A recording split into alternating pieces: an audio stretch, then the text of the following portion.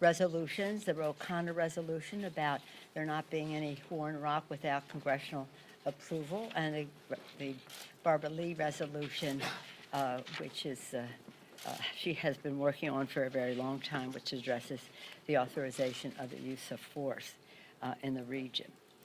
Here we are with Moving Forward Framework, which we rolled out yesterday, our infrastructure initiative. In the election of 2018, House Democrats' platform was for the people. For the people, we would lower the cost of health care by lowering the cost of prescription drugs and protecting the pre-existing condition benefit. For the people, we would increase paychecks, lower health care costs, bigger paychecks, by building the infrastructure of America in a green way. And for the people, we would have cleaner government. We passed H.R. 1, which we continue to call for, which lowers the role of big, dark money in politics, which strives to end the voter suppression that the Republicans find as their most effective political action, is to suppress the vote, and other issues that relate to that's legislation put forth by John Sarbanes, but part of it is advanced by John Lewis, the voter suppression part of it. So here we are with Moving Forward, and this is a $760 billion initiative over 5 years. When we spoke to the president about infrastructure, and I believe that he cares and wants to do something about infrastructure, he talked about $2 trillion over 10 years. This 760 over 5 years is $1.5 trillion over 10, and that still affords us that this is about what we talked about fixing broken roads, bridges, transit systems, railway, airport, ports, water system, brownfields, and broadband. So that's about this piece of it. We still will be addressing issue of school construction and housing construction. School construction is so important of itself. We tell children that education is important, that they should study, and important to their own self-fulfillment and to that of our country, and yet we send some of them to schools that are so self-standard that it sends a different message to children. So the school construction piece, which respects the value of education and meets the needs of our children, will be part of what comes next for us in infrastructure, as well as housing. If we're going to address infrastructure, addressing housing is essential, because we want proximity of people to the workplace so that we are keeping people off the road. And a lot of it is about clean air, clean water. It's a public health issue, lowering the pollution in the air and increasing the quality of life, improving commerce, diminishing the time of product getting to market, and the rest. So we're very excited about this. And we believe that the fundamentals that are in it are fundamentals that we've always advanced. Now we have more on broadband, especially rural broadband, but also urban broadband, that very important for education, for jobs, for health care, for quality of life in our country. And I think it's pretty exciting. And again, infrastructure has never been partisan. We've always been able to work in a bipartisan way on that. And we would hope, as a priority for us, that it would be a priority that we establish that is unifying and not dividing in our country. Same with H.R. 3. That was lower health care costs. H.R. 3, lower the cost of prescription drugs. In the campaign, the president said that that was a priority. We trust that that is still true. He did, and we think central to that is negotiation, giving the secretary the power to negotiate for lower drug prices. And the president in the campaign said he would negotiate like crazy. I don't know what like crazy means to him, but nonetheless, it is a negotiation is very, very required. So it is hopefully has not fallen prey to pharma, because they're very much opposed to the negotiations. This week, actually later today, sadly, in stark contrast to our For the People agenda for having health care for all Americans that is quality, affordable, and accessible. Today, Later this morning, the administration will unveil its latest effort to take away America's health care, their new Medicaid block grant scheme. 1 in 5 people in America, my understanding is, on Medicaid. Yet again, having failed to repeal the law, they're still in court trying to repeal the law while they're saying, oh, we're for pre-existing condition benefit. No, they're in court trying to repeal that. Having failed to repeal it so far, the administration has decided to ignore the law with potentially devastating consequences for families and seniors who depend as a lifeline on Medicaid. Trump administration want to cap and cut Medicaid, could have ruinous effects on rural hospitals, on people in opioid addiction, because that's where the resources come from to address that, seniors who depend on it for long-term care. It is actually a middle-income benefit, seniors on long-term care. So here we are. They are taking steps because they've never really believed in Medicare and Medicaid. And now they are trying to undo it, and that is their mission. And that is a fight that the American people must engage in because it affects them and their families very, very directly.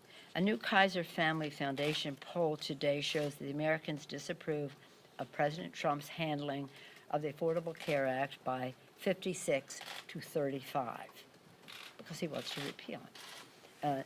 And how he's handling the issue of lowering prescription drug prices, they disapprove of his approach, 54 to 30. He can address both of those things. The American people recognize that he is attacking protections for people with pre-existing conditions, and that's really vital. That's 30 million families. And again, we hope he hasn't caved to Big Pharma on this. So there we are. Again, we are very proud of our legislative agenda, which I'm happy to go through again if you wish. But I also am very proud of our managers. We believe that they have been magnificent custodians of the Constitution by dint of their content, their presentation, their historic perspective, and their tone. They have made us all proud, and I've told our colleagues they give us a magnificent example to follow, and they do so in the face of the president's team is there to dismantle the Constitution of the United States. And some of them are even lawyers. Imagine that you would say ever of any president, no matter who he or she is or whatever party, if the president thinks that his or her presidency, in this case his presidency, is good for the country, then any action is justified, including encouraging a foreign government to have an impact on our elections, which is exactly what our founders were opposed to, and they feared. The day we were bringing the articles to the floor, I quoted The Midnight Ride of Paul Revere, 18th of April in 75, hardly a man is now alive, remembers that famous day and year. Those of you who remember Longfellow's poem know that in there he says, the English are coming, the English are coming. We'll let you know, one if by land, two if by sea. In this case, the Russians are coming. The Russians are coming. And the president has led a clear path for them to interfere, once again, in our elections, as they are currently doing. I said then, as Longfellow said then, fate of the nation it was riding that night. Fate of our nation, our democracy, our Constitution, our system of checks and balances, the exquisite beauty of our Constitution, the genius of a system of checks and balances. The president seems to be emulating a French king who said, "L'État, c'est moi." The state, it's me. No. Article 2 does not say you can do whatever you want. The Constitution does not say that. But these, I don't know how they can retain their lawyer status in the comments that they are making. I just pray that the senators will have the courage and the ability to handle the truth. instead of think that the Irish are optimistic, and we'll see, and I think that perhaps Prime Minister Boris Johnson knows how important this is. But we have to, the proof will be in the pudding. Yes, ma'am. Do you want John Bolton to testify in the House if the Senate fails to call him as a witness? I think we're just taking this, this is in the Senate now, and I still hope that, as I said, and I hope and I pray, that the senators can handle the truth and will listen to not only John Bolton, but other witnesses as well. We'll see what happens after that. Yes, ma'am. Speaker Pelosi, would you also possibly consider, if the Senate decides not to call witnesses, bringing other civil officers that have been appointed by the president up for impeachment? Well, not getting to that. We are in the Senate. We did our job. We had a strong case for impeachment of the President of the United States. No matter what the senators have the courage or not to do, he will be impeached forever. We believe our argument was strong enough for removal. But we do believe if there's more truth for the American people to know, it is important for them to know. Not that we think we need it to bolster our case, but because we need it to prove to the American people that never should this happen again, that any president of any party, of any gender he or she might be, that it is wrong, it is unconstitutional, that he has undermined our national security and withholding funds from a country that was fighting our adversary, Russia. The president doesn't see Russia as an adversary. As I've said, I don't know what the Russians have on the president politically, personally, or financially, but he doesn't see Russia as an adversary. But on the other hand, we're building resources in Europe against Russia. So we think the case is a very strong one. He undermined our national security. He jeopardized the integrity of our elections, and he violated the Constitution for his own political and personal benefit. Just an average person in our country must think that it's more important for him or for her to decide who our president is, not up to Vladimir Putin. Yeah? As far as the president being presumably acquitted, what is the follow-up as far as Democrats are concerned? More subpoenas? More We did have just 3 questions to that effect, and I said we're still hopeful. But are you looking to do more subpoenas? And No, let me say. 1, 2, no, not you, you were Brexit. 2, 3, we are right now prayerful and hopeful that the Senate will have the courage to hear the truth about the president's action, and then we'll see what we do next. Yes, sir. I'll give it a different try. When this is over, do you think that President Trump will be chastened and understand that he's got a Congress watching him, or will he be emboldened because the Senate will have acquitted him? Well, he will not be acquitted. You cannot be acquitted if you don't have a trial, and you don't have a trial if you don't have witnesses and documentation and that. I would hope that the senators, if it comes to a tie, or if there's a question of hearing testimony or receiving documents, would leave it up to the Chief Justice of the Supreme Court. Republican appointed, in a Republican majority court, I would think that they would have confidence in the Chief Justice of the United States. That's really his title. And that's interesting to me that they're afraid of breaking a tie with the Chief Justice of the United States. Does the president know right from wrong? I don't think so. That's all I can say to you. Yes, sir. Last question. The president's defense team in the floor yesterday really made the case that if you open up the door for witnesses, that they would intend to drag this out for months and months. They said maybe we'll do impeachment every month, and except for the summertime or something like that, I think is what Jason said. Well, I disagree with the first part of your sentence that they made the case. I don't think they made the case at all. I think they tried to avoid the truth in what they said. And so the point is that first they say, well, why didn't we wait for the courts to go through this and that? Well, because justice delayed is justice denied. We would not be able to get our work done. But they could subpoena those same people and save a great deal of time. So I know that may have been figure of speech, but I don't think they made the case. I think they disgraced themselves terribly in terms of their violation of what our Constitution is about and what a president's behavior should be. But you seem ready to move on to these other agenda items, whether it's infrastructure or protecting health care. We've been working on our agenda for the results for the American people the whole time. We have sent 400 bills, 275 of them bipartisan, to Mitch McConnell's desk. We would hope that they say, oh, they're preventing us from doing our work because we have to do impeachment. No, for one solid year, you have done nothing. Then they said, well, if you don't send impeachment soon, we're going to pass the Mexico Trade Agreement. Bravo. Let's do it. And by the way, you barely recognize it. I don't know if the president would recognize what he sent and what we sent him back, because I'm very proud of that. But no, we have been working on our agenda.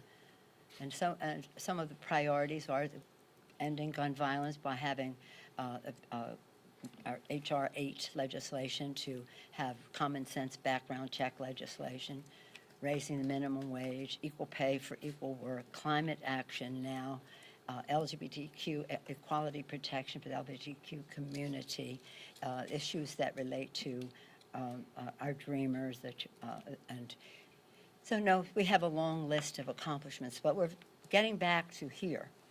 For the people, H.R. 3, lower the cost of prescription drugs and take the savings which are taken from pharma, from the profits of pharma, and expand in a way that is more than ever since the existence, the establishment of Medicare. Use that money for expanding dental, visual, and hearing benefits. We want the Senate to take that up. And pretty soon we'll be introducing this legislation, we would hope in a bipartisan way, so that it could be job creating, commerce promoting, quality of life improving, and to do so in a way that creates jobs all over America. So we have been hard at work on our agenda all along. I would hope that they've done nothing. I mean, they've done nothing. They passed this or that or the other thing a little bit. And then finally, Mexico, because they said I hadn't sent them the impeachment articles when they wanted them. But they were afraid of what would emerge, and now what has emerged is more information that is incriminating to this president. We have a situation. We have a situation where, again, the fate of our nation is riding on how this is resolved. It isn't about just one person. It's about the precedent that it sets for the future. It's not about whether you like Donald Trump or not. It's not about it's not personal, it's not political, it's not partisan. It's about patriotism. It's about undermining the system of checks and balances, and that is what they are doing on the Senate floor in these days. I guess they'll go in about 1 o'clock today. How shameful of them. And then again, when you think of the sacrifice of our founders, and Thomas Paine said the times that found us in the darkest days of the Revolution, to declare independence, to fight a war, to win it, to write our founding documents, for Benjamin Franklin to say, when asked about what government we have, a republic if we can keep it. I often wondered why he said that, as if it could ever be in doubt, except this president has placed it in doubt by saying that Article 2 says I can do whatever I want. And it is really quite shameful that the sacrifice of our men and women in uniform who vote to defend that freedom contained in the document, and the aspirations of our children into the future to always know that they live in a democracy and not in a monarchy. When they ask, a monarchy or a republic if we can keep it. I pledge allegiance to the flag of the United States of America and to the republic for which it stands. Not for the Article 2 says I can do whatever I want. Monarchy for which it stands. Thank you all very much. Hey, go Niners. He's not here. Was Shad getting ready for the game or something? He's on the Senate side. He left. I mean, all he keeps talking about is the Bengals are going to make a comeback. They're going to be there pretty soon. That's what he was telling me yesterday. Anyway, thank you all very much. Bye-bye.